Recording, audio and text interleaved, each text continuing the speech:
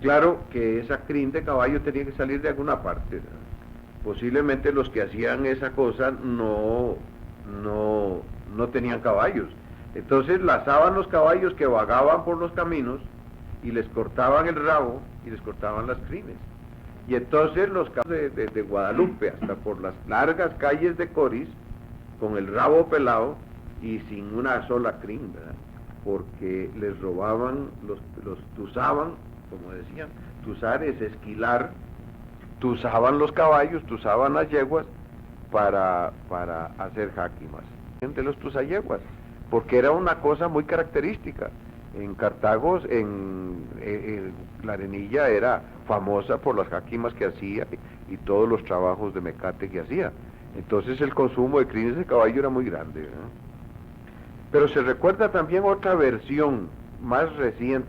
A principios de este siglo vinieron a Costa Rica y se radicaron en Cartago don Pedro y don Alfredo Alcázar, que eran mexicanos.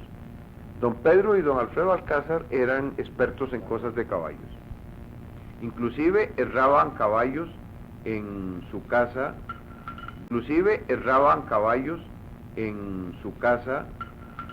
ellos trabajaban en una finca o eran dueños de una finca que era de don Nardo Peralta, y de esto Juan de Dios se debe acordar, por el campo Ayala. Allá, por las inundaciones, se veían unos restos de muros muy viejos y se veían los restos de un patio de beneficio circular donde machacaban el café. Era de Nardo Peralta esa finca. Ahí estaban don Pedro y don Alfredo Alcázar. Alfredo y Pedro. Y es curioso, ambos se casaron con gente de Tierra Blanca, con mujeres de Tierra Blanca. Pues eran expertos en hacer ternos y en hacer adornos para las cabezadas de los caballos y en hacer adornos para las cabezadas de los caballos y todo eso. Eran íntimos amigos de Ruperto Molina. Y entonces, como Ruperto también, su gran afición fueron los caballos, pues también estaba aficionado a los trabajos que tejían estos tipos, y alguien veía a donos en las calles de Coris y en las vecindades de Guadalupe para tuzar yeguas, para robarse las crines, para que los Alcázar hicieran jáquimas. Y bueno, pues dicen que algunos tienen la versión de que estos fueron los que inventaron la tecnología de fabricar cabezadas con crines de caballo, y que Ruperto Molina participó en eso. Así es que algunos recuerdan a Ruperto Molina como partícipe de esta aventura que terminó por ponerle el nombre de Tusayeguas a los habitantes de Guadalupe. Mi tío Marcial Monge se recuerda de los Alcázar, porque él llevaba yeguas a herrar ahí donde vivían los Alcázar. Y me contaba una anécdota que una vez al mediodía fue a llevar un Alcázar envuelto en una cobija colorada, sentado al puro sol, y le bajaban los chorros de sudor, ¿verdad? Y entonces le preguntaba qué era lo que estaba pasando. Entonces decía, no, es que estoy muy resfriado, y en mi país la forma de curarnos el resfrío es esta. Ahora me voy a la cama, me tomo algún bebedizo y mañana estoy bueno. Yo no sé si se curó o no, pero esa era la forma como decían decían que se curaban el resfrío en México. Nos habló don Juan Leonor Trejos de cómo construyeron la nueva iglesita allá en Guadalupe, frente a la plaza. Hay otro recuerdo que me trajo toda esta cosa, y fue de mis años de colegio, y posiblemente una época en que en el Colegio de San Luis, cuando éramos estudiantes, se hacían apuestas para averiguar de qué lado tenía el frente la iglesia de Guadalupe. Dicen que todas las iglesias, y por lo menos casi todas las de Cartago, de las iglesias, y por lo menos casi todas las de Cartago, deben de tener su frente al oeste. Pues bien, esa es la próxima pregunta que les dejamos a todos nuestros escuchas. ¿De qué lado tiene el frente la iglesia de Guadalupe?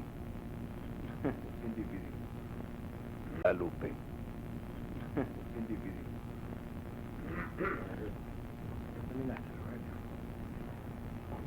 Bien, hoy tuve el placer de recibir una llamada de una maestra distinguidísima a quien yo respeto profundamente por lo que enseñó y por la alta dignidad que tiene. Se trata de doña María Moya de Guzmán, quien me pidió que hiciera un comentario en relación con la celebración de las fiestas patrias. Afortunada indicación que con mucho gusto voy a tratar de complacer. Y comienzo diciendo lo siguiente. Durante las festividades de la Virgen, oí que algún coro por ahí estaba tocando, algún conjunto musical estaba tocando el himno nacional a dos voces. Tocando el himno nacional a dos voces. Me pareció una cosa extraordinaria y además de eso me pareció que estaba yéndose contra la ley, porque la letra del himno nacional y la forma de cantarlo está establecido por la ley y no debe por el Congreso de su oportunidad.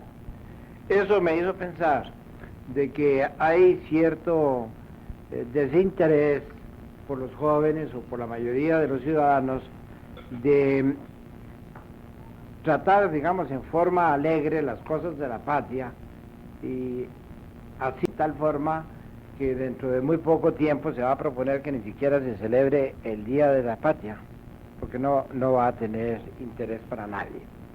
En otro programa hice el comentario de que en la última celebración del 15 de septiembre, los estudiantes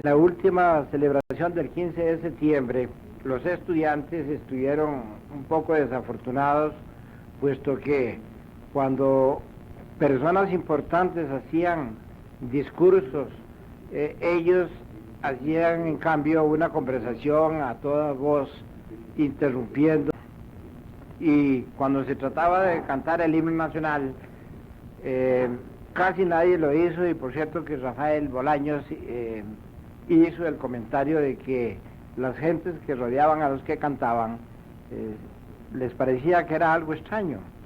Y entonces ya tenemos el himno nacional, habrá que, o algunos quisieran que no se cantara para darle campo a otro tipo de actividades. Vale la pena que recordemos que hace 50 años la celebración del himno nacional en Costa Rica era una actividad importante, altamente importante. En Costa Rica era una actividad importante, altamente importante, que preparaban los maestros con cariño, con gran cariño, y el propio día se celebraba también con los mejores actos que se podía. Todavía tenemos en mente los uniformes que usaban las niñas, esta de papel simplemente, y con eso iban a la iglesia aquí en Cartago, a la iglesia de la Virgen de los Ángeles, a entonar un Te Deum en acción de gracias por la libertad que tenemos. Don Juan hizo el comentario de que nosotros no estimamos la libertad porque no la peleamos, y es verdad. A nosotros nos llegó la libertad por carambola, pero sí vale la pena que pensemos que los jóvenes necesitan tener dentro del corazón alguna mística por la patria, que necesitan formarse en el sentido de que le den valía a los símbolos nacionales, a la celebración de las fiestas de la patria, y especialmente Rogelio y don Juan han hablado de los cambios de nombres de los lugares de Costa Rica. Hay una corriente muy grande propiciada por los sacerdotes de quitar los nombres antiguos de los lugares de Costa Rica y entonces cambiarlos por el de San Isidro, el de San Juan, por el el de San Isidro, el de San Juan, una serie de santos que, pues, que deberían de haberse debería de haberse conservado el nombre que antes se tenía. En esa oportunidad a que me referí, hice mención a que los Alcohólicos Anónimos habían hecho una concentración para comentariar sus realizaciones y su estado. Entre las cosas que ellos dijeron, hay una que vale la pena que consideremos los costarricenses, es el que diariamente se consume en Costa Rica 1.300.000 colones de licor que se toma, sino las consecuencias de los que toman licor y no saben tomarlo. Y resulta enseguida la inmoralidad del gobierno estableciendo asilos para recoger niños que están tarados por el alcohol, o haciendo sociedades para tratar a los enfermos alcohólicos. Es una cosa realmente inmoral. No digo yo que deba dejarse de ver totalmente, pero sí digo que hay que tomar alguna medida en el sentido de que no se presenten esos problemas tan serios que están originados por consumir alcohol en gran cantidad. Bien, nos dice Rafaelito Bolaños que hay una comisión en Cartago que está encargada de plantear las festividades del 15 de septiembre, y me alegro mucho de que tal cosa suceda. Piense en la cantidad de cosas que Cartago necesita y que podemos conseguir mediante una actividad colectiva que le dé realmente sentido a las festividades patrias. No es suficiente de que los niños vayan al Parque Central a entonar el himno nacional,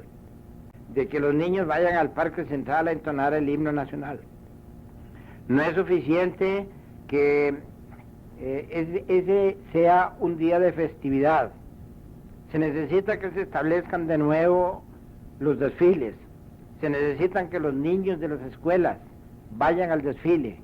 Se necesitan que los niños de las escuelas vayan al desfile, aun cuando las escuelas más ricas luzcan sus uniformes de gala. No importa que las escuelas pobres luzcan sus vestidos de pobres. No podemos hacer más de lo que tenemos. Pero cuando un chiquillo de primer grado va a un desfile del 15 de septiembre, es probable que el corazón se inflame de patriotismo y que ese patriotismo siga perdurando durante toda la vida. Es necesario que las personas que llevan la palabra en esos actos cívicos lo hagan, que quede permanentemente en la mente de los adultos y que quede también en el corazón de los jóvenes. Se necesita que, como lo hacen otros países, de los cuales se cuenta México, que el 15 de septiembre sea una concentración inmensa en las ciudades, donde se esté viendo un pueblo triste que sigue celebrando las actividades del 15 de septiembre de la independencia con cara de mortaja. Es necesario que las casas se adornen, y que se adornen con cariño, que la bandera patria se ponga en todas partes y los jóvenes sientan respeto por esa bandera patria. Y es necesario que todos los cartagineses, en este caso, el 15 de septiembre estemos presentes en las actividades públicas, que el 15 de septiembre vayamos al parque para que nos vean los niños, 15 de septiembre vayamos al parque para que nos vean los niños y para que nos vean los jóvenes, y que nosotros también participemos en la actividad como costarricenses que somos. Yo no podré complacer a doña María en forma digna, en la forma que ella lo quisiera, pero desde luego que yo acojo la idea de tan distinguida dama, la hago mía, y si es necesario volver alguna vez a hablar de estos asuntos o colaborar en la forma que sea para que la actividad del 15 de septiembre sea evidentemente patriótica, creo que yo voy a estar en primera fila. Mi estimado amigo don Carlos Valle ha hablado como un maestro. Le cabe el título completo de maestro.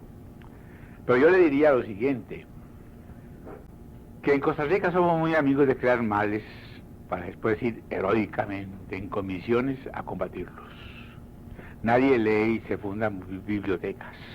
El muchacho de hoy día no lee ni le interesa leer, pero anda de aquí y de allá eludiendo las clases con la satisfacción de los profesores que trabajan en menos y el muchacho se va, con la satisfacción de los profesores que trabajan en menos y el muchacho se va, ¿verdad?, a recoger fondos para hacer la biblioteca y el colegio.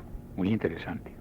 Bueno, muy brillante su exposición, don Carlos, y estoy de acuerdo 100% con todo lo que usted ha dicho. Ahora, Rogelio habló de los hermanos Alcázar que estuvieron en Costa Rica. Joaquín Alcázar, caballistas mexicanos, fugitivos de una revolución fracasada en México, y entraron en amistad con los monjes, con los Molina, vecinos nuestros, ¿verdad? Y ahí se desarrolló una vivencia campestre costarrico-mexicana. Don Pedro de Casa fomentó las carreras de caballos junto con Ruperto Molina. Los domingos a las 3 de la tarde era un acontecimiento muy sensacional ver todos los caballistas de Cartago en esquina del higuerón del cementerio, higuerón discutido, ¿verdad?, que lo voy a discutir con mi compañero de trabajo, Rogelio Cota, ¿verdad?, históricamente higuerón muy discutido, y de allí las carreras y llegar allá a la esquina norte de Taras, por donde pasa ahora la carretera que da para San José. Pedro Alcázar ganaba carreras, perdía carreras. Nosotros chiquillos nos agazapábamos en unos zanjones que habían en cada lado de la calle a ver pasar los caballos a las 3 de la tarde, en cada lado de la calle a ver pasar los caballos a las 3 de la tarde, y iban damitas muy engalanadas en busca de galantería. Los señores de Cartago llegaban allá al cementerio en unas tardes, como se dijera en España, las tardes de toros, ¿verdad?, las tardes de ruedo. Nuestros ruedos fueron esas carreras de caballos fomentadas por Pedro Alcázar, Joaquín Alcázar, que dice don Rogelio Coto que se llamaba Alfredo, yo lo conocí como Joaquín, y eso dio una entretención. Los domingos en la tarde, cuando hacía buen tiempo, había que ir a la esquina del cementerio. Caballos, caballos, caballos, damas con sus sombreros, coches tirados por caballos. Era un espectáculo verdaderamente bello, una de las cosas más hermosas que tuvo la Cartago de principios de este siglo. Ahora voy a cometer para Cartago de principios de este siglo. Ahora voy a cometer, para salir del apuro, un tema que una familia de Guadalupe me pidió, pero me prohibió decir su nombre. Antes del terremoto, el clima en Cartago era un clima frío. Había en invierno tormentas, llovía, venía un viento del oeste que nuestros mayores llamaron el vendaval. Y era una cosa tan sabrosa, tan impresionante, ver que el vendaval venía oloroso a montaña, olía a montaña. ¡Qué espectáculo! El olfato en la ciudad, sentir el olor de la montaña. Era que la tempestad había pasado por todos esos lugares de lo que era la Lima, con esos bosques, y se traía hacia la ciudad el olor de los bosques. Ese viento del oeste hacia la ciudad el olor de los bosques. Ese viento del oeste, cuando era muy violento, nuestros mayores lo llamaban el torbellino, un torbellino, pero no pasaba de ahí. Nunca hubo nada climatéricamente extraordinario en la Cartago de antes del terremoto. Y así fue en 1914, según informaciones muy concretas que he conseguido. Sucedió en Cartago un domingo de octubre a las 12 del día, un fenómeno extraordinario nunca visto anteriormente en Cartago. Y que los sabiondos de ese entonces, que nosotros teníamos el Canal de Panamá, era por culpa del Canal de Panamá, ¿verdad? Yo chiquillo pues me llevaba las uñas a los labios, a los dientes, viendo para arriba un señorón sabio que decía, no, la culpa de esto lo tiene el Canal de Panamá. Pero ¿cómo puede ser? ¿Y qué es lo que sucedió? Hizo muchísimo calor en octubre y se puso una negregura por estos lados del convento, ¿verdad? Y comenzó un rugido en el cielo que no era un trueno, sino un zumbido ensordecedor e imponente. Aquel ruido, y después comenzaron unas nubes a presentar un borde rojo, rojizo tornasol. Nunca se había visto eso. Y el ruido se combinaba con aquel color que comenzó a girar. Poco a poco se comenzaron a ver en las alturas de la atmósfera, cerca de las nubes, unas cositas como papelitos, y eran láminas de zinc de las casas de Cantarrana, de aquí, de este lado oeste del paraíso de Caballo Blanco, un óleo de láminas de zinc. Y bueno, ¿y aquello qué era? Nunca se había visto. Entonces, alguien dijo, eso es un huracán en el cielo. Me topó, otra vez volvemos a don Arturo González, Rivera, el negro Ketty, el jefe de nuestra pandilla, y me dice, vieras qué feo. ¿Qué? Un huracán entre el cielo, ¿cómo es eso? Horrible, y de veras aquello fue horrible. Fue la primera tromba formal, o sea, ciclón, en los desiertos de Utah, ¿verdad? Que se hace como una yuca, como una manguera, ¿verdad? Se arremolina el viento y comienza a girar con gran velocidad, ¿verdad? Y por donde pasa esa yuca, digámoslo así, es capaz de destapar la bóveda de un banco, porque es un vacío, y entonces el aire de las casas tiende a ocupar ese vacío, ¿verdad? Entonces destapa el techo, destapa la casa y todo se va arriba. Y ese fenómeno era desconocido antes del terremoto, nunca sucedió, ni en el año 1912 ni 13, sino hasta en octubre de 1914 vino lo que se llamó la primera tromba. Fue un espectáculo impresionante, feo, tremendo. Caminó y se fue a perder por ahí, por Girada, por esos potreros, y desapareció afortunadamente. El fenómeno se repitió en varias oportunidades, de muy desastrosas consecuencias en el año 1923. De esa yo fui un testigo presencial.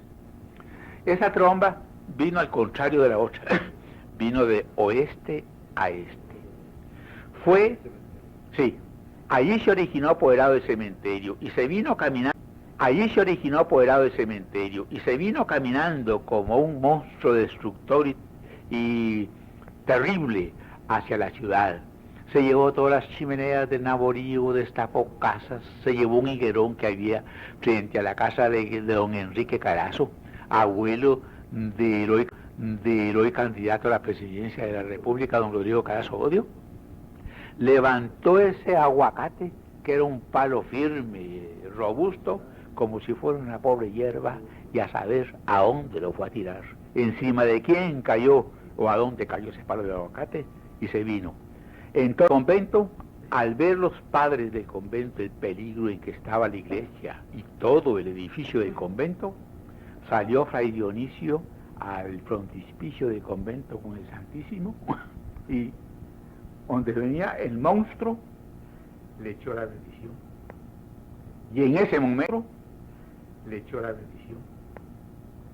ese momento, yo vi que se deshizo, porque yo trabajaba en la imprenta. Fray Ramón había llegado y había dicho todo lo contrario de que hay que hacer. Cierren puertas y ventanas, al contrario, abran puertas y ventanas para que el aire salga libremente, aunque nos amenace asfixia. Pero al cerrar puertas y ventanas hubiéramos estallado como una bomba. Pero afortunadamente, esa bendición de ese santo varón, un trasunto, digámoslo así, de San Francisco de Asís, con custodia enhiesta ante ese enemigo sombrío de la tromba, la desbarató inmediatamente, con la consecuencia de que se vino sobre Cartago un aguacero tan tremendo como nunca se vio jamás. 1923 fue esa. Después eso es que antes del terremoto jamás sucedió lo que se llamó tromba. Había vientos fuertes. El 2 de agosto de 1910 hubo lo que se llamó huracán, ¿verdad? Pero era un huracán, lo que se llama corrido, ¿verdad? A mí me llevó casi, yo no pude entrar a casa. Tuvo que ir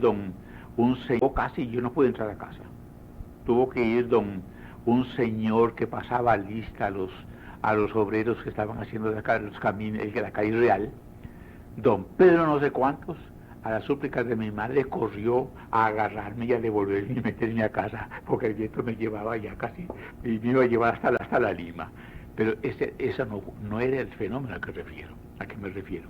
Ese fenómeno, la tromba, porque mucha gente me ha preguntado que si yo recuerdo de eso, o que si tengo informes. Los informes que tengo es que la tromba propiamente dicha, el ciclón tipo oeste de los Estados Unidos, que se remueve la nube y baja a tierra y levanta todo lo que se atraviesa y arrasa con todo, hasta con una bóveda de un banco, la hace estallar como una bomba. La tromba se presentó por primera vez en Cartago un domingo de octubre de 1914, después de un tremendo calor, y que el cielo parecía tornasolado, según el roce de las partículas de aire en la fricción con esa rotación trágica sobre sí mismo, haciendo un chorizo devastador. Fue el verdadero Murillo, que destruyó muchas casas de gente pobre, y en las que intervino. Recuerdo el que entonces tenía Radio Victoria, don Emilio Piedra, intervino en una campaña de beneficencia para reconstruir las casas de las pobres gentes que habían perdido su no se ha sabido de una cosa igual. El torbellino, el día antes del terremoto, era un viento fuerte, preludio de aguacero, que traía a la ciudad el olor de la montaña. Era rico, traía el olor de la Lima. Bueno, es legendaria. En los amaneceres, caminar hacia la Lima era un espectáculo maravilloso que quisiera ver turista en el mundo que hubiera visto en alguna parte del mundo una cosa igual.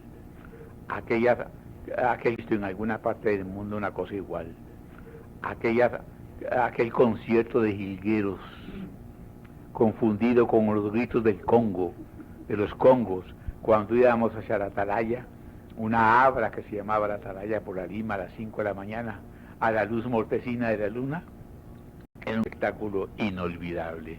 Y ese concierto de jilgueros, que ya han desaparecido, jamás podría ahora equipararse a un espectáculo de nuestro tiempo semejante a esos espectáculos de aquel pasado glorioso.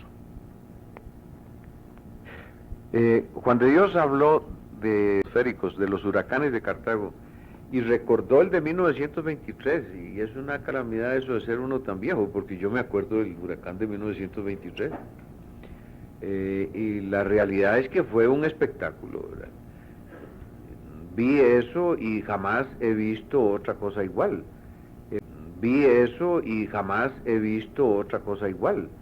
Efectivamente, el viento, el huracán, entró por la calle del cementerio, hacia el centro de la ciudad. Y recuerdo, porque esa era mi calle, ¿verdad? Del molino al cementerio, yo troteaba todo el tiempo, ¿verdad? Y cuando era chiquillo, con mayor razón, yo caminaba descalzo por toda esa calle, para arriba y para abajo, y recuerdo dos o tres cosas que no se me olvidarán jamás. Por ejemplo, venía hacia el centro de la ciudad la carreta de escoto con que se recogía la basura, que era carreta de bueyes. Es decir, un día de tanto vamos a hablar aquí de los sistemas de recolección de basura de Cartago. Son parte de la historia de Cartago. Y en esa época era una yunta de bueyes,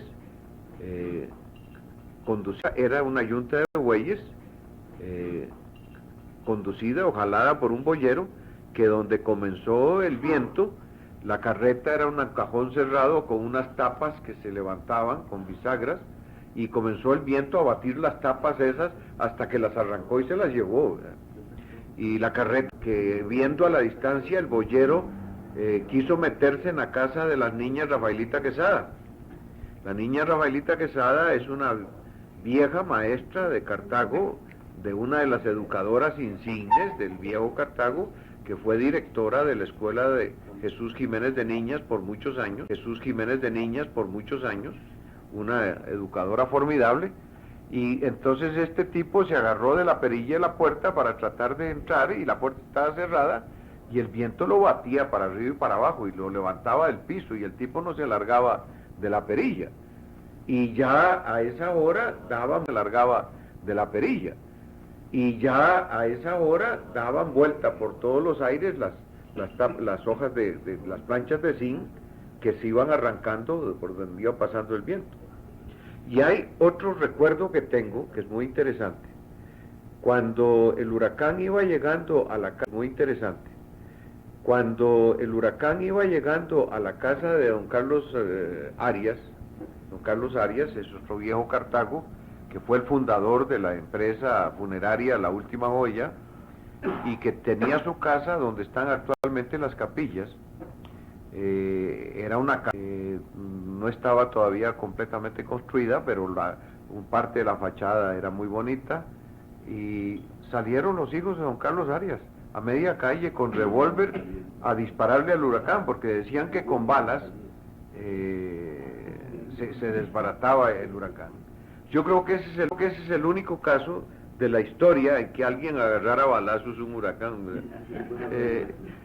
Yo no sé si el huracán se deshizo, se desvió o qué, pero yo recuerdo a Tite Arias, ¿verdad? Tite Arias, que era un joven, ¿verdad?, disparándole balazos al huracán.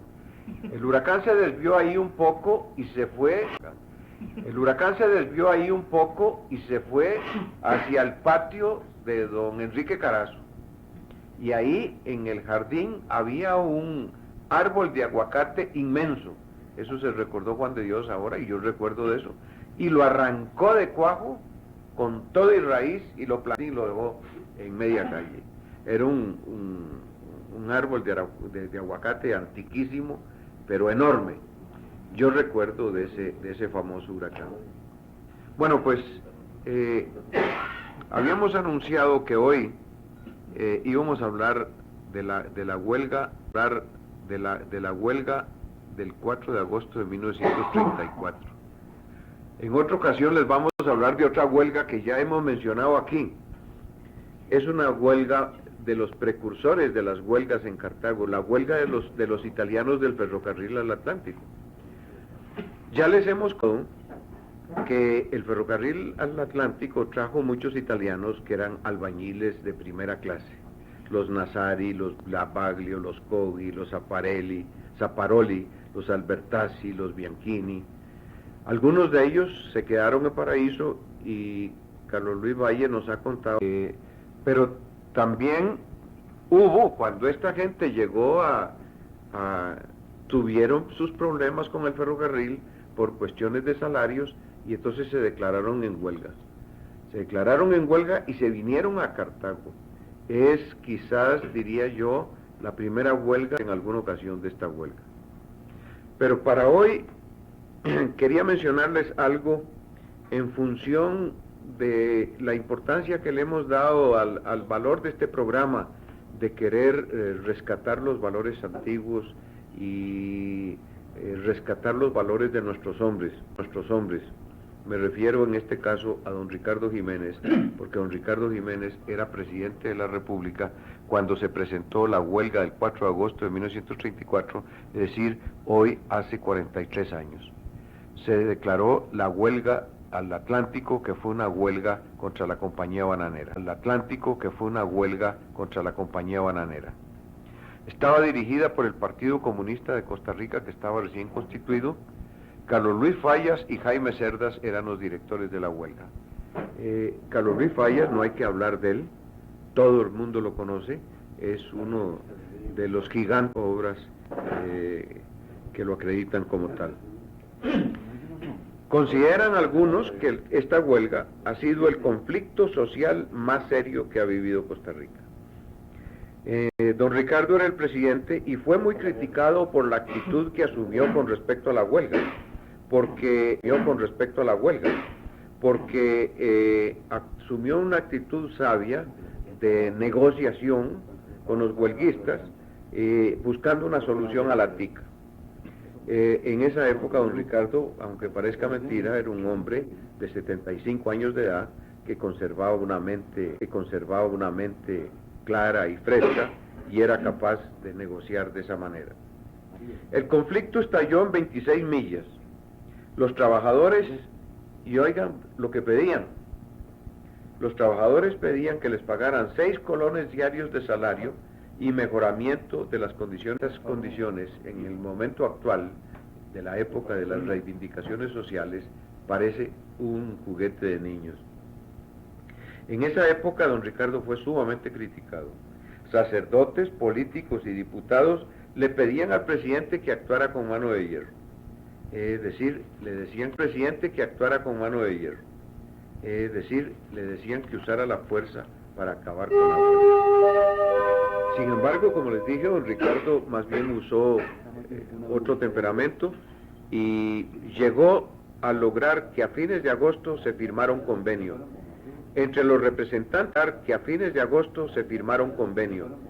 entre los representantes de los huelguistas, los delegados del gobierno y los propietarios de las fincas bananeras. Este arreglo se firmó el 28 de agosto. Y quiero mencionarles lo que obtuvieron los trabajadores, porque a estas alturas nadie se acuerda de eso. Y en aquella ocasión esto era algo extraordinario, fuera de todo contexto. Es decir, en aquella época en que no había el concepto de la justicia social. Los trabajadores obtuvieron hospitalización garantizada, obtuvieron comisariatos en las fincas, salarios mensuales y en efectivo, con adelantos semanales según el trabajo realizado. Es decir, se mencionaba como una conquista el hecho que les pagaran en efectivo, porque antes les pagaban con fichas para que fueran a descontarlas en un comisariato donde todos se lo vendían al triple y al cuádruple del precio y los engañaban. Habitaciones higiénicas, salarios de 60 céntimos por hora de labores corrientes, reconocimiento del sindicato de trabajadores. Por primera vez aparece en la legislación de Costa Rica y en la historia de Costa Rica el reconocimiento del sindicalismo. Promesa del Ejecutivo para mediar ante la bananera que no firmó y compromiso del Ejecutivo para indultar a los trabajadores. Por esto, claro que criticaron con este arreglo, criticaron muchísimo a don Ricardo, porque había una corriente, para muchos costarricenses que jamás habían tenido una situación de esta, naturaleza, fue un impacto tremendo que la gente se violentara contra el orden establecido, etcétera. Como la compañía bananera, es decir, la United Fruit Company, que en ese tiempo se llamaba la Compañía Bananera de Costa Rica, no aceptó el convenio, consecuentemente no lo firmó. A principios de septiembre hizo una manifestación pública diciendo que estas conquistas que habían obtenido los trabajadores bananeros, ellos no habían firmado el compromiso. Entonces se desató de nuevo la huelga, y ya en forma violenta, y entonces los trabajadores cometieron algunos desafueros. Entonces don Ricardo ya cambió de actitud. El 6 de septiembre mandó el gobierno, El 6 de septiembre mandó el gobierno a la Fuerza Militar al Atlántico. Iba encabezada dirigida por otro cartaginés, por Daniel Gallegos. Daniel Gallegos, militar de don Ricardo Jiménez, hombre de Cartago, casado con cartaginesa, y al fin las fuerzas del gobierno tomaron el cuartel general de 26 millas. El fin del conflicto se definió militarmente como lo pedían los costarricenses. Entonces ya estuvieron un poco más apaciguados. Sin embargo, valor, porque si hubiera actuado usando la fuerza militar desde el principio, quizás aquello hubiera sido una masacre tremenda. Sin embargo, don Ricardo, con su gran sabiduría, logró soslayar todos los grandes inconvenientes, y al fin logró que hubiera paz y comenzara en Costa Rica la época de las reivindicaciones sociales. Es pues esta época un hito en la historia de la justicia social en Costa Rica. Salió del poder a los 77 años y vuelve a su finca de Bonilla y a su bufete. Don Ricardo Jiménez a los 77 años regresó a trabajar en su oficina de abogado para mantenerse. En aquella época los expresidentes no tenían pensiones y consecuentemente mantenían los parientes o se morían de hambre, o trabajaban. Así es que don Ricardo, entre las cosas que le pasaban, era que cuando vivía en San José vivía en casa alquilada, porque ni siquiera tenía casa propia. Y hubo hasta una época en que quisieron hacer un movimiento para contribuir y regalarle una casa a don Ricardo, y don Ricardo no quiso aceptar. Pues regresó don Ricardo a su vida privada a los 77 años a trabajar en su finca de... Gracias. Parece que lo que nos ha dicho Rogelio es un tema muy amplio y un tema de actualidad social muy importante. Los que hayan leído un libro de Carlos Luis Falla que se llama Mamita Yunay, se dan cuenta de que ese movimiento de aquella época tuvo sobradísima razón.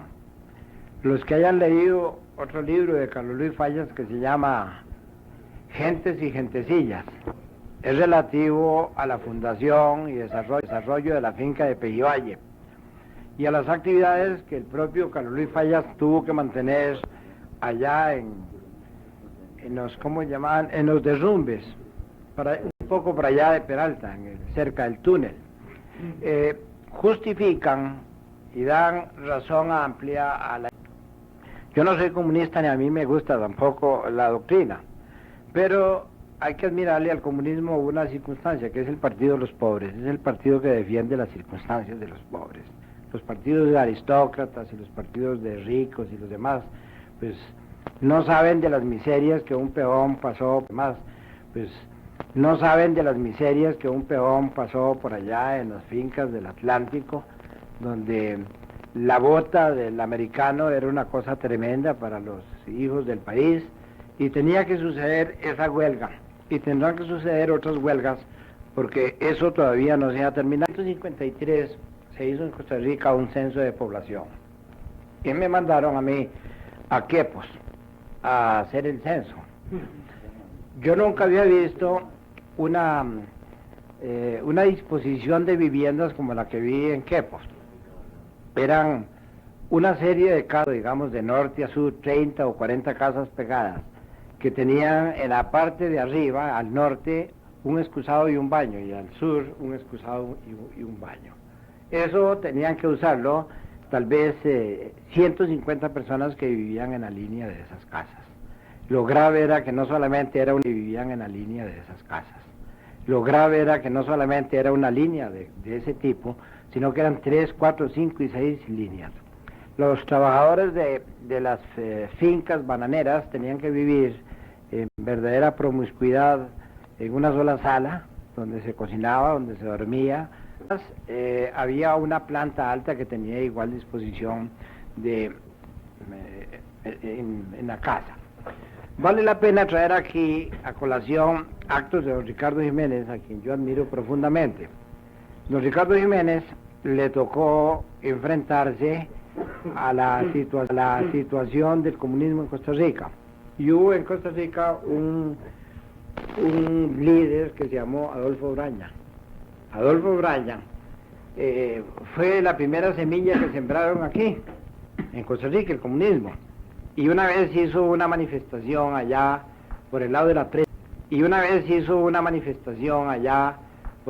prensa, libre, precisamente al frente de la puerta del doctor Ovares. La manifestación era encendida. Braña estaba llamando a los trabajadores a las armas y yo no sé cuántas cosas, y llegó la policía y repartieron palos. El perfil fue que Braña paró en la penitenciaría. Al día siguiente, en el tren de 10, iba Braña para España, iba desterrado. Eso sucedió a las 10 de la noche, pues el día siguiente, a las 10 de la mañana, iba Braña para España. Y resultó que salió don Ricardo de la presidencia, vinieron nuevos gobiernos y 15 años después Braña ingresaba de nuevo a Costa Rica. Don Ricardo decía que al comunismo no había que prestarle interés, no había que hacerle frente, porque vino a ser jefe del Partido Comunista Manuel Mora. Al principio con una mente absolutamente pacifista, pero poco a poco fue creciendo el ardor del partido y vino a culminar con las cosas. Claro que esa crin de caballo tenía que salir de alguna parte, ¿no? Posiblemente los que hacían esa cosa no tenían caballos. Entonces lazaban los caballos que vagaban por los caminos y les cortaban el rabo y les cortaban las crines. Y entonces los caballos de Guadalupe, hasta por las largas calles de Coris, con el rabo pelado y sin una sola crin, ¿verdad? Porque les robaban, los tusaban, como decían. Tusar es esquilar. Tusaban los caballos, tusaban las yeguas para hacer jáquimas de los tusayeguas, porque era una cosa muy característica. En Cartago, la Arenilla era famosa por las jáquimas que hacía y todos los trabajos de mecate que hacía. Entonces el consumo de crines de caballo era muy grande, ¿verdad? Pero se recuerda también otra versión más reciente. A principios de este siglo vinieron a Costa Rica y se radicaron en Cartago don Pedro y don Alfredo Alcázar, que eran mexicanos. Don Pedro y don Alfredo Alcázar eran expertos en cosas de caballos. Inclusive herraban caballos en su casa,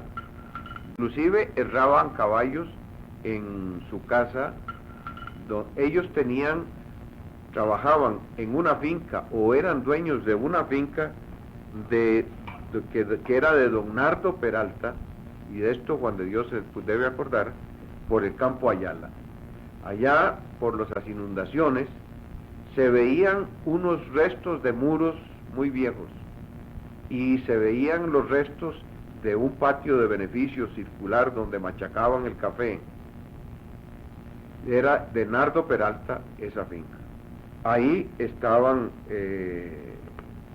don Pedro y don Alfredo Alcázar. Alfredo y Pedro. Y es curioso, ambos se casaron con gente de Tierra Blanca, con mujeres de Tierra Blanca. Pues eran expertos en hacer ternos y en hacer adornos para las cabezadas de los caballos y en hacer adornos para las cabezadas de los caballos y todo eso. Eran íntimos amigos de Ruperto Molina.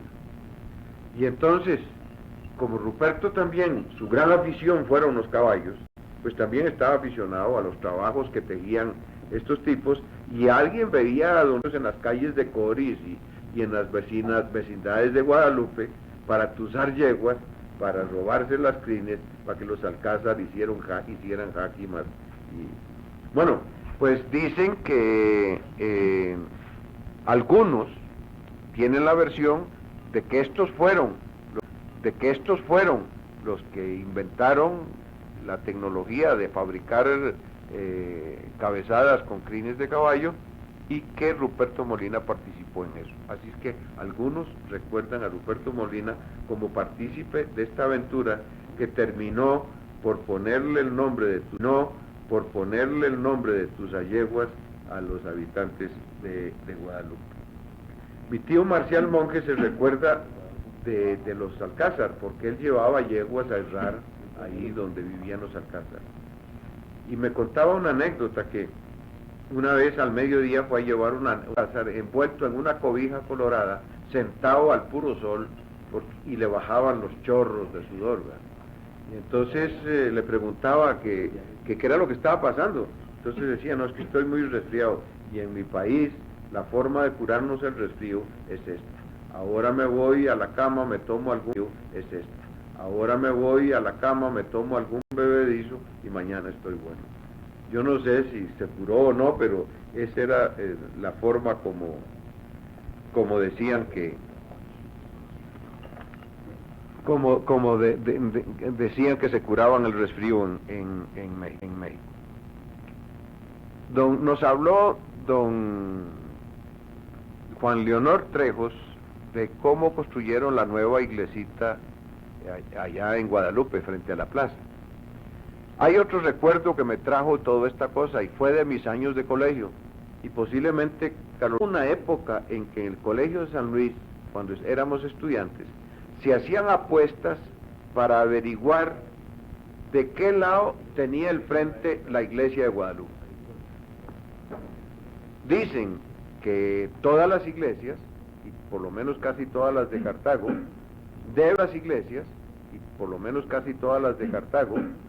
deben de tener su frente al oeste. Pues bien, esa es la próxima pregunta que les dejamos a todos nuestros escuchas. ¿De qué lado tiene el frente la iglesia de Guadalupe? Bien difícil. Guadalupe. Bien difícil.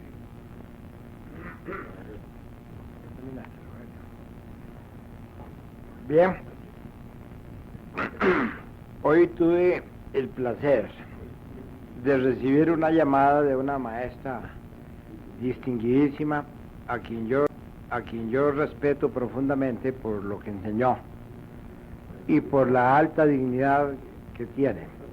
Se trata de doña María Moya de Guzmán, quien me pidió que hiciera un comentario en relación con la celebración de las fiestas patrias.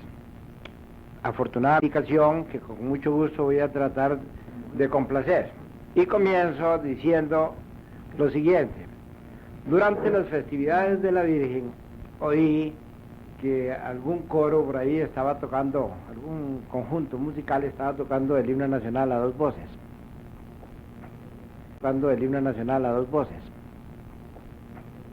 Me pareció una cosa extraordinaria, y además de eso me pareció que estaba yéndose contra la ley, porque la letra del himno nacional y la forma de cantarlo está establecido por la ley y no debe por el Congreso en su oportunidad. Eso me hizo pensar de que hay cierto desinterés por los jóvenes o por la mayoría de los ciudadanos de tratar, digamos, en forma alegre las cosas de la patria, y así de tal forma que dentro de muy poco tiempo se va a proponer que ni siquiera se celebre el Día de la Patria, porque no va a tener interés para nadie. En otro programa hice el comentario de que en la última celebración del 15 de septiembre, los estudiantes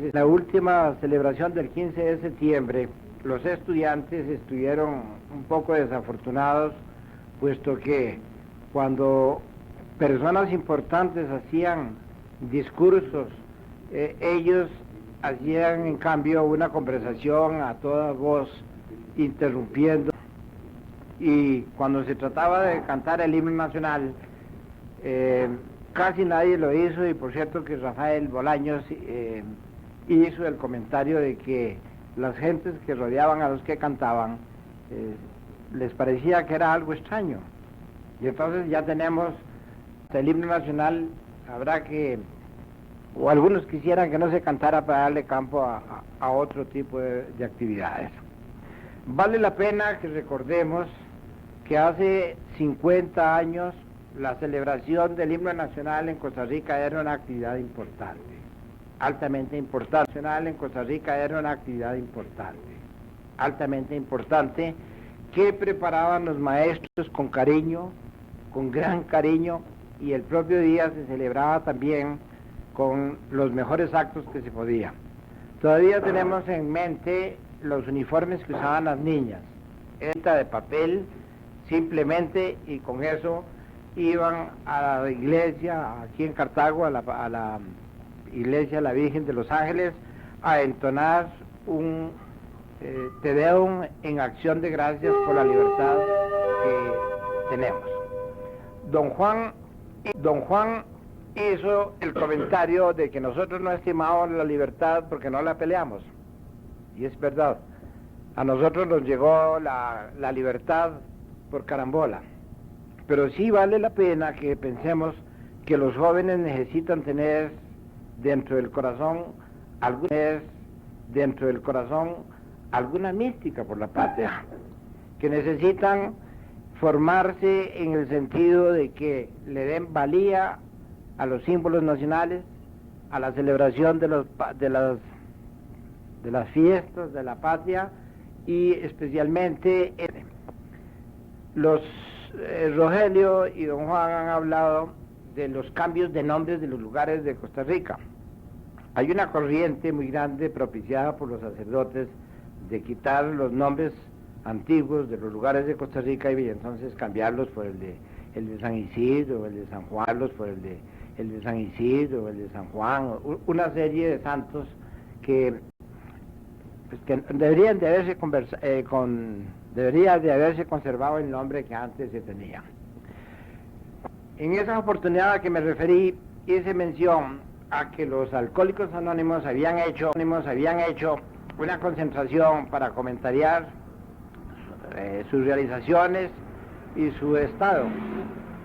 Entre las cosas que ellos dijeron, hay una que vale la pena que consideremos los costarricenses, es el que diariamente se consume en Costa Rica 1.300.000 colones de licor que se toma, sino las consecuencias de los que toman licor y no saben tomarlo.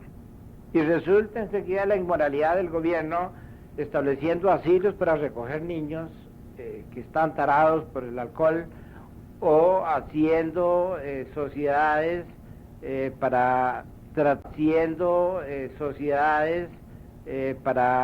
tratar a los enfermos alcohólicos.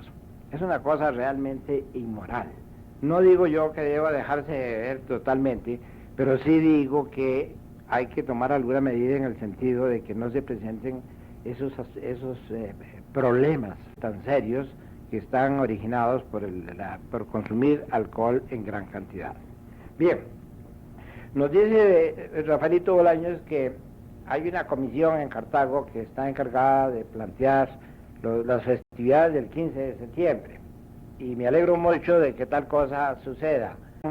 Piense en la cantidad de cosas que Cartago necesita y que podemos conseguir mediante una actividad colectiva que le dé realmente sentido a las festividades patrias. No es suficiente de que los niños vayan al Parque Central a entonar el himno nacional,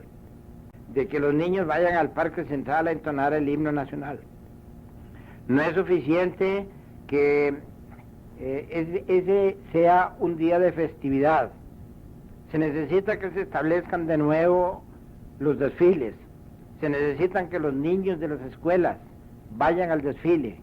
Se necesitan que los niños de las escuelas vayan al desfile, aun cuando las escuelas más ricas luzcan sus uniformes de gala. No importa que las escuelas pobres luzcan sus vestidos de pobres. No podemos hacer más de lo que tenemos.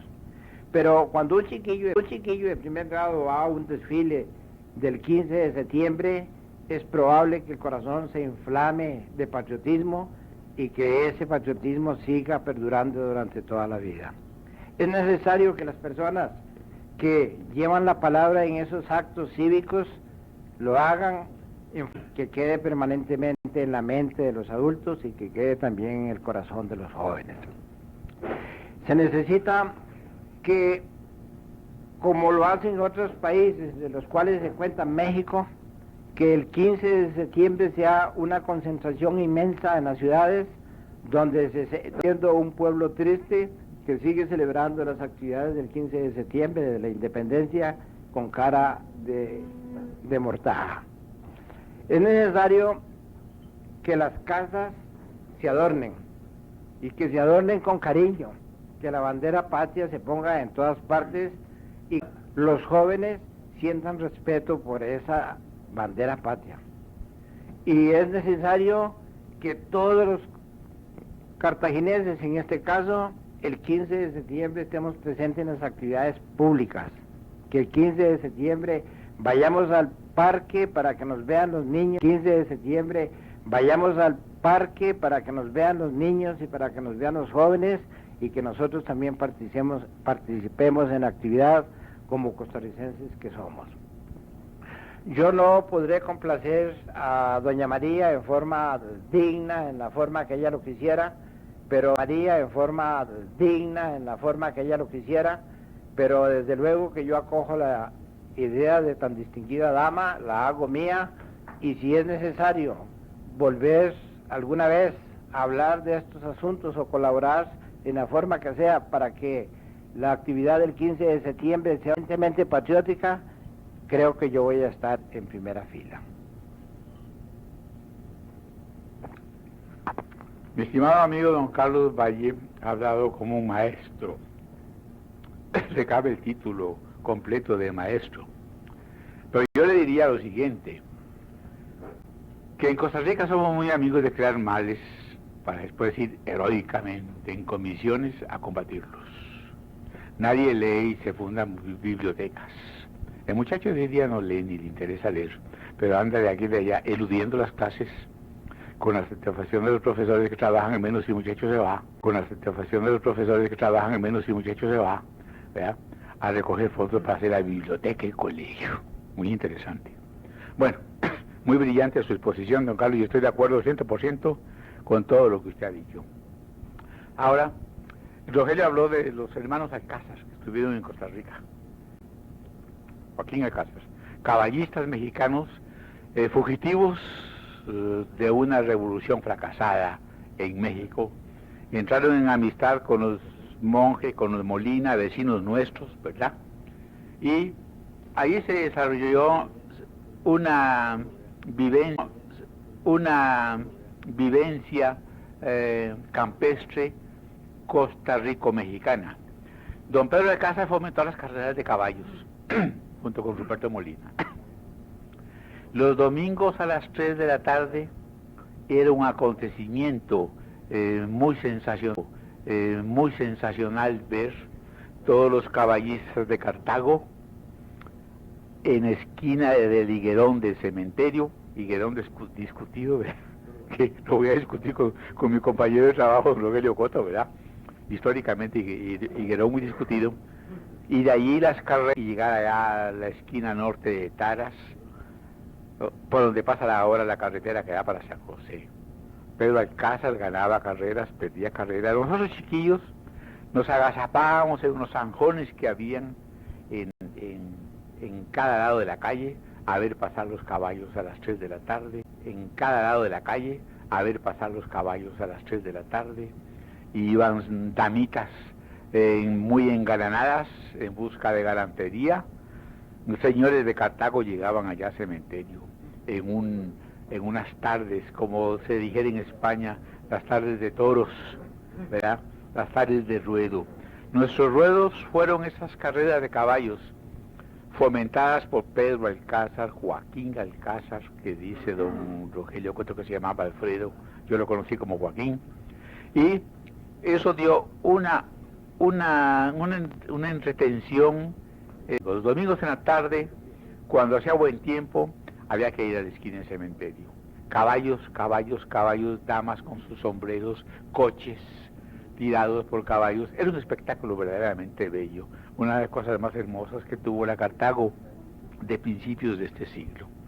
Ahora voy a cometer para salir del apuro un tema que una familia de Guadalupe me pidió, pero me prohibió decir su nombre. Antes del terremoto, el clima en Cartago era un clima frío. Había en invierno tormentas, llovía, venía un viento del oeste que nuestros mayores llamaron el vendaval. Y era una cosa tan sabrosa, tan impresionante, ver que el vendaval venía oloroso a montaña, olía a montaña.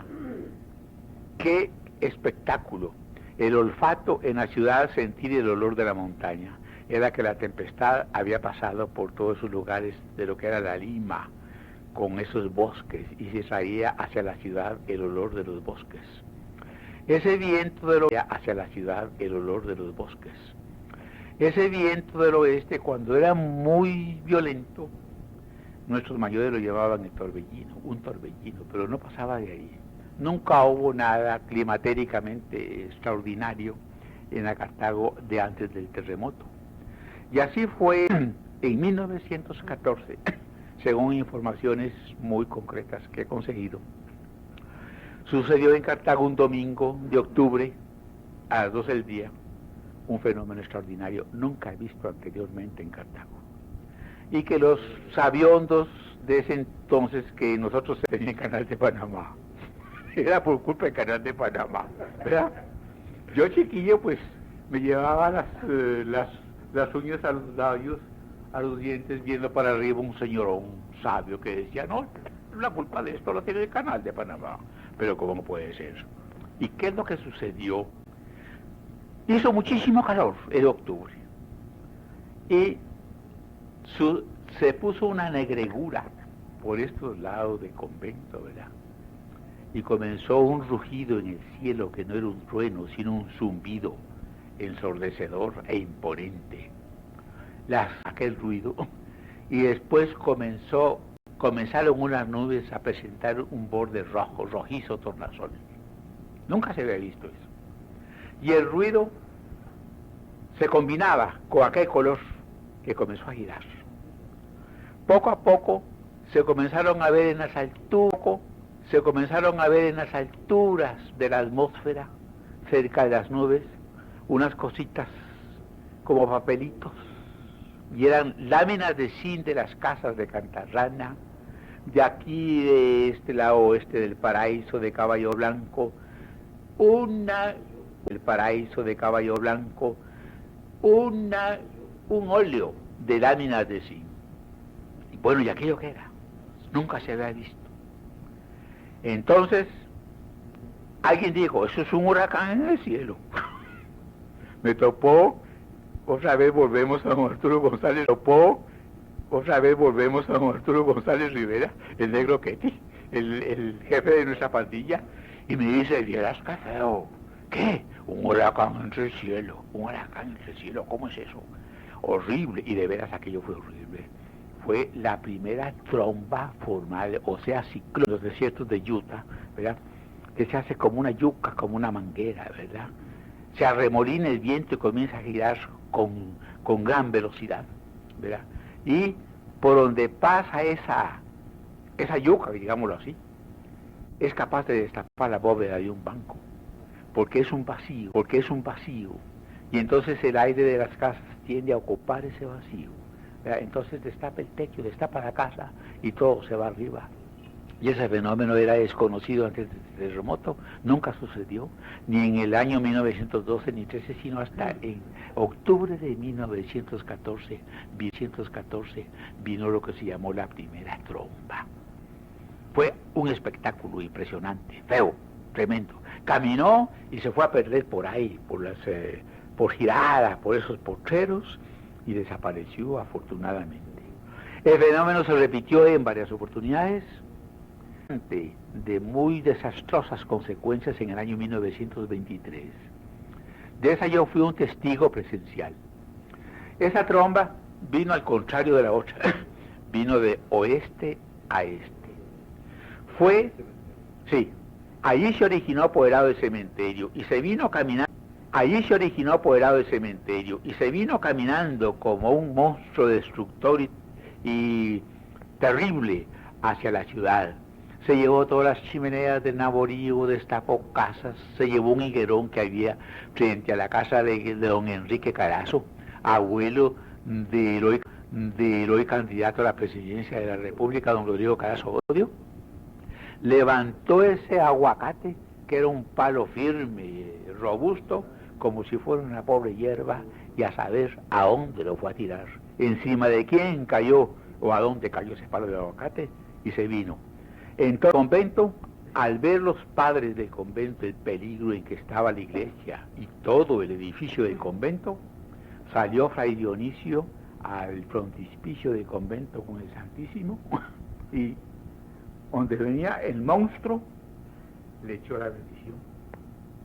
Y en ese momento le echó la bendición. Y en ese momento yo vi que se deshizo, porque yo trabajaba en una imprenta. Fray Ramón había llegado y había dicho todo lo contrario de que hay que hacer.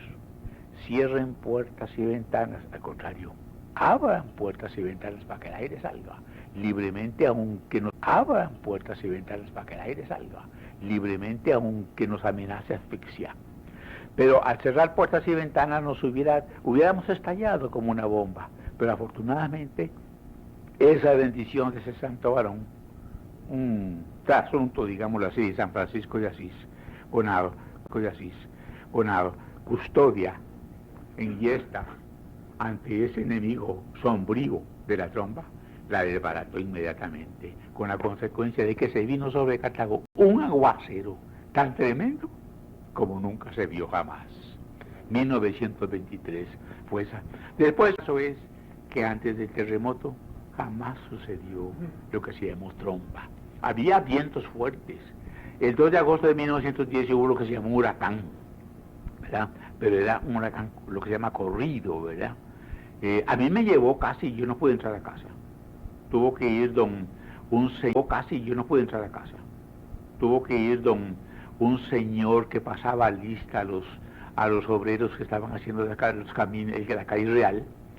Don Pedro no sé cuántos, a las súplicas de mi madre, corrió a agarrarme y a devolverme y meterme a casa, porque el viento me llevaba ya casi, y me iba a llevar hasta la Lima.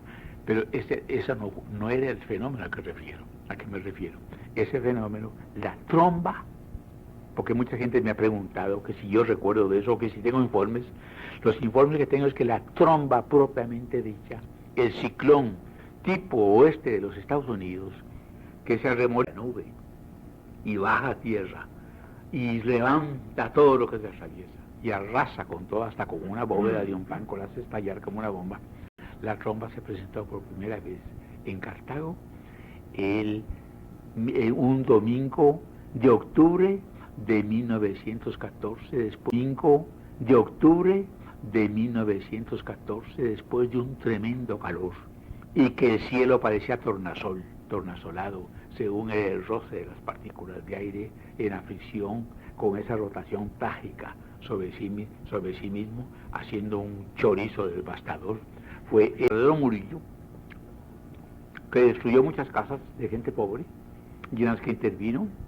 Recuerdo el que entonces tenía Radio Victoria, don Emilio Piedra, intervino en una campaña de beneficencia para reconstruir las casas de las pobres gentes que habían perdido su alma. No se ha sabido de una cosa igual. El torbellino, día antes del terremoto, era un viento fuerte, preludio de aguacero, que traía a la ciudad el olor de la montaña. Era rico, traía el olor de la lima. Bueno, es legendaria. En los amaneceres, caminar hacia la Lima era un espectáculo maravilloso que quisiera ver turista en el mundo que hubiera visto en alguna parte del mundo una cosa igual. Aquel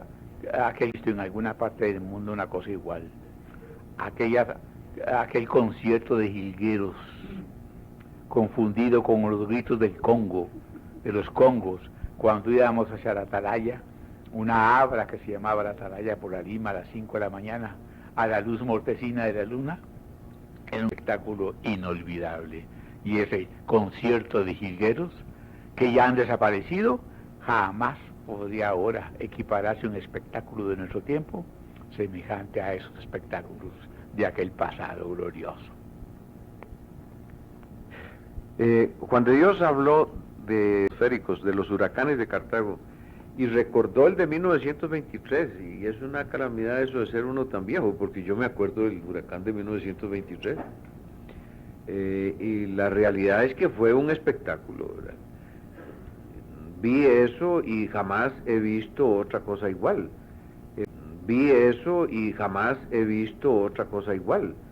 Efectivamente, el viento, el huracán, entró por la calle del cementerio, hacia el centro de la ciudad. Y recuerdo, porque esa era mi calle, ¿verdad? Del molino al cementerio, yo troteaba todo el tiempo, ¿verdad? Y cuando era chiquillo, con mayor razón, yo caminaba descalzo por toda esa calle, para arriba y para abajo, y recuerdo dos o tres cosas que no se me olvidarán jamás. Por ejemplo, venía hacia el centro de la ciudad la carreta de escoto con que se recogía la basura, que era carreta de bueyes. Es decir, un día de tantos vamos a hablar aquí de los sistemas de recolección de basura de Cartago. Son parte de la historia de Cartago. Y en esa época era una yunta de bueyes,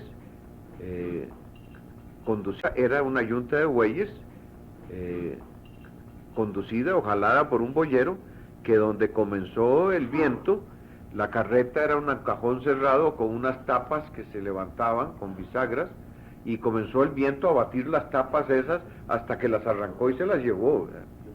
Y la carreta, que viendo a la distancia el boyero quiso meterse en la casa de la niña Rafaelita Quesada.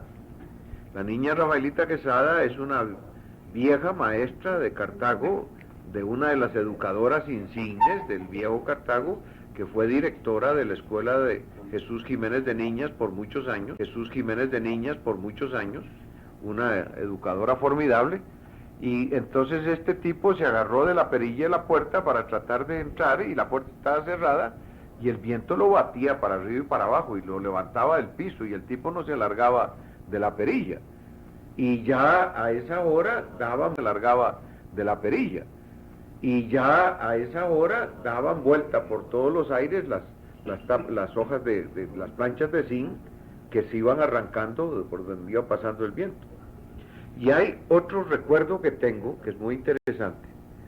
Cuando el huracán iba llegando a la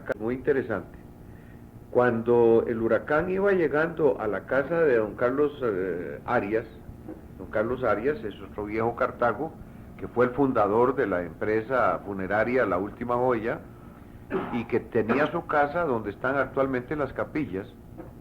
Era una casa, no estaba todavía completamente construida, pero parte de la fachada era muy bonita, y salieron los hijos de don Carlos Arias a media calle con revólver a dispararle al huracán, porque decían que con balas se desbarataba el huracán. Yo creo que ese es el único caso de la historia en que alguien agarrara a balazos un huracán. Yo no sé si el huracán se deshizo, se desvió o qué, pero yo recuerdo a Tite Arias, ¿verdad? Tite Arias, que era un joven, ¿verdad?, disparándole balazos al huracán. El huracán se desvió ahí un poco y se fue. Hacia el patio de don Enrique Carazo. Y ahí en el jardín había un árbol de aguacate inmenso. Eso se recordó Juan de Dios ahora, y yo recuerdo de eso. Y lo arrancó de cuajo con todo y raíz, y lo plantó y lo dejó en media calle. Era un árbol de aguacate antiquísimo, pero enorme. Yo recuerdo de ese famoso huracán. Bueno, pues habíamos anunciado que hoy íbamos a hablar de la huelga del 4 de agosto de 1934. En otra ocasión les vamos a hablar de otra huelga que ya hemos mencionado aquí. Es una huelga de los precursores de las huelgas en Cartago, la huelga de los italianos del ferrocarril al Atlántico. Ya les hemos contado que el ferrocarril al Atlántico trajo muchos italianos que eran albañiles de primera clase: los Nazari, los Labaglio, los Coghi, los Zaparoli, los Albertazzi, los Bianchini. Algunos de ellos se quedaron en Paraíso, y Carlos Luis Valle nos ha contado pero también cuando esta gente llegó tuvieron sus problemas con el ferrocarril, por cuestiones de salarios, y entonces se declararon en huelga. Se declararon en huelga y se vinieron a Cartago. Es quizás, diría yo, la primera huelga en alguna ocasión de esta huelga. Pero para hoy quería mencionarles algo en función de la importancia que le hemos dado al valor de este programa, de querer rescatar los valores antiguos y rescatar los valores de nuestros hombres. Me refiero en este caso a don Ricardo Jiménez, porque don Ricardo Jiménez era presidente de la República cuando se presentó la huelga del 4 de agosto de 1934, es decir, hoy hace 43 años. Se declaró la huelga al Atlántico, que fue una huelga contra la compañía bananera. Estaba dirigida por el Partido Comunista de Costa Rica, que estaba recién constituido. Carlos Luis Fallas y Jaime Cerdas eran los directores de la huelga. Carlos Luis Fallas, no hay que hablar de él, todo el mundo lo conoce, es uno de los gigantes obras que lo acreditan como tal. Consideran algunos que esta huelga ha sido el conflicto social más serio que ha vivido Costa Rica. Don Ricardo era el presidente y fue muy criticado por la actitud que asumió con respecto a la huelga, porque asumió una actitud sabia de negociación con los huelguistas, buscando una solución a la TIC. En esa época don Ricardo, aunque parezca mentira, era un hombre de 75 años de edad que conservaba una mente clara y fresca, y era capaz de negociar de esa manera. El conflicto estalló en 26 millas. Los trabajadores, y oigan lo que pedían, los trabajadores pedían que les pagaran 6 colones diarios de salario y mejoramiento de las condiciones en el momento actual de la época de las reivindicaciones sociales, parece un juguete de niños. En esa época don Ricardo fue sumamente criticado. Sacerdotes, políticos y diputados le pedían al presidente que actuara con mano de hierro. Es decir, le decían al presidente que actuara con mano de hierro. Es decir, le decían que usara la fuerza para acabar con la huelga. Sin embargo, como les dije, don Ricardo más bien usó otro temperamento y llegó a lograr que a fines de agosto se firmara un convenio. Entre los representantes de los huelguistas, los delegados del gobierno y los propietarios de las fincas bananeras. Este arreglo se firmó el 28 de agosto. Y quiero mencionarles lo que obtuvieron los trabajadores, porque a estas alturas nadie se acuerda de eso. Y en aquella ocasión esto era algo extraordinario, fuera de todo contexto. Es decir, en aquella época en que no había el concepto de la justicia social, los trabajadores obtuvieron hospitalización garantizada, obtuvieron comisariatos en las fincas, salarios mensuales y en efectivo, con adelantos semanales según el trabajo realizado. Es decir, se mencionaba como una conquista el hecho que les pagaran en efectivo, porque antes les pagaban con fichas, para que fueran a descontarlas en un comisariato donde todos se lo vendían al triple y al cuádruple del precio y los engañaban. Habitaciones higiénicas, salarios de 60 céntimos por hora de labores corrientes, reconocimiento del sindicato de trabajadores. Por primera vez aparece en la legislación de Costa Rica y en la historia de Costa Rica el reconocimiento del sindicalismo. Promesa del Ejecutivo para mediar ante la bananera que no firmó y compromiso del Ejecutivo para indultar a los trabajadores. Por esto, claro que criticaron con este arreglo, criticaron muchísimo a don Ricardo, porque había una corriente, decir, para muchos costarricenses que jamás habían tenido una situación de esta, naturaleza, fue un impacto tremendo que la gente se violentara contra el orden establecido, etcétera. Como la compañía bananera, es decir, la United Fruit Company, que en ese tiempo se llamaba la Compañía Bananera de Costa Rica, no aceptó el convenio, consecuentemente no lo firmó, a principios de septiembre hizo una manifestación pública diciendo que estas conquistas que habían obtenido los trabajadores bananeros, los alcaldes no habían firmado el compromiso. Entonces se desató de nuevo la huelga, y ya en forma violenta, y entonces los trabajadores cometieron algunos desafueros. Entonces don Ricardo ya cambió de actitud. El 6 de septiembre mandó el gobierno, don Ricardo ya cambió de actitud. El 6 de septiembre mandó el gobierno a la Fuerza Militar al Atlántico. Iba encabezada dirigida por otro cartaginés, por Daniel Gallegos. Daniel Gallegos, militar de don Ricardo Jiménez, hombre de Cartago, casado con cartaginesa, y al fin las fuerzas del gobierno tomaron el cuartel general de 26 millas.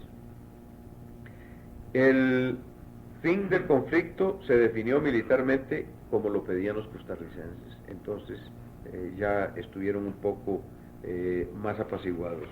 Sin embargo, valor, porque si hubiera actuado usando la fuerza militar desde el principio, quizás aquello hubiera sido una masacre tremenda. Sin embargo, don Ricardo, con su gran sabiduría, logró soslayar todos los grandes inconvenientes, y al fin logró que hubiera paz y comenzara en Costa Rica la época de las reivindicaciones sociales. Es pues esta época un hito en la historia de la justicia social en Costa Rica. Salió del poder a los 77 años y vuelve a su finca de Bonilla y a su bufete. Don Ricardo Jiménez a los 77 años regresó a trabajar en su oficina de abogado para mantenerse. En aquella época los expresidentes no tenían pensiones y consecuentemente mantenían los parientes o se morían de hambre o trabajaban. Así es que don Ricardo, entre las cosas que le pasaban, era que cuando vivía en San José vivía en casa alquilada, porque ni siquiera tenía casa propia. Y hubo hasta una época en que quisieron hacer un movimiento para contribuir y regalarle una casa a don Ricardo, y don Ricardo no quiso aceptar. Pues regresó don Ricardo a su vida privada a los 77 años a trabajar en su finca de... Gracias. Parece que lo que nos ha dicho Rogelio es un tema muy amplio y un tema de actualidad social muy importante. Los que hayan leído un libro de Carlos Luis Falla que se llama Mamita Yunay, se dan cuenta de que ese movimiento de aquella época tuvo sobradísima razón. Los que hayan leído otro libro de Carlos Luis Fallas que se llama Gentes y Gentecillas, es relativo a la fundación y desarrollo de la finca de Pejivalle y a las actividades que el propio Carlos Luis Fallas tuvo que mantener allá en los, ¿cómo llamaban?, en los derrumbes, un poco para allá de Peralta, cerca del túnel. Justifican y dan razón amplia a la...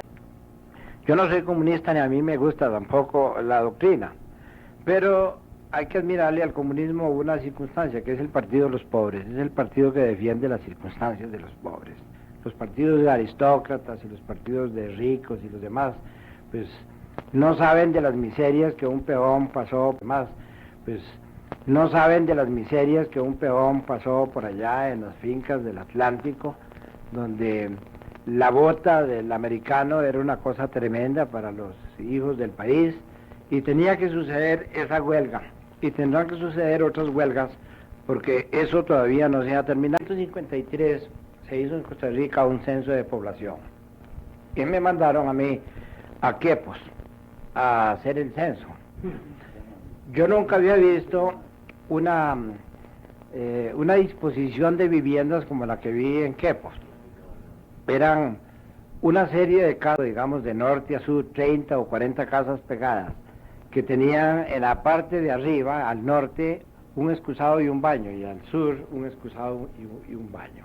Eso tenían que usarlo tal vez 150 personas que vivían en la línea de esas casas. Lo grave era que no solamente era una que vivían en la línea de esas casas.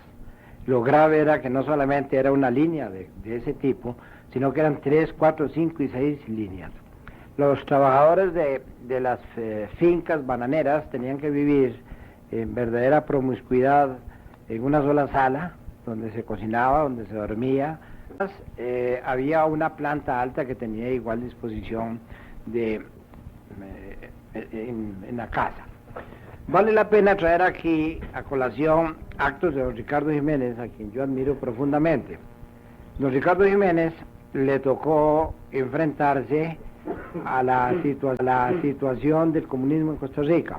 Y hubo en Costa Rica un líder que se llamó Adolfo Braña.